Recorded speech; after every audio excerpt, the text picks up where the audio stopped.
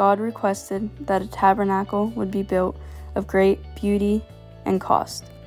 Stephen said it would forever be on the move. It was put up and taken down as they would cart it from place to place. And all the wanderings of the Hebrews in the wilderness, and their crossing of the Jordan, and their conquest of Canaan. The tabernacle had moved when they moved, but this would cause an issue for some of the people. There was a belief that God should not be restricted to one area. The apostles wanted to move the tabernacle around and be able to travel to the cities to give everybody a chance to worship.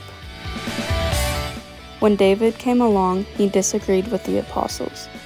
He said that he wanted to build a permanent house of cedar. In time, David's son Solomon built a temple in Jerusalem. The idea that God could be confined to one temple was a bad idea because the Jews tended to make the temple an idol and worship for the wrong reasons. The apostles did not agree with David, and then Stephen was being called an enemy of the temple. Stephen dropped to his knees in defense. He boldly went on to attack his listeners for their persistence to oppose God.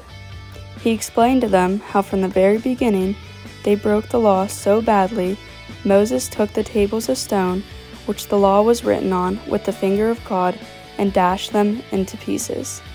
Stephen blamed them for slaying Christ, and as he did this, members of the council began to talk. Under heavy conviction, they interrupted his sermon and rushed him in preparation to stone him. People were furious. They did not realize that they did not have anyone there that had the power to sentence him to death, which meant that he did not get the proper trial. At once, Stephen was filled with the Holy Spirit. As he looked towards the heavens and saw God and Jesus, he shouted, "I see heaven open and the Son of Man standing at the right side of God."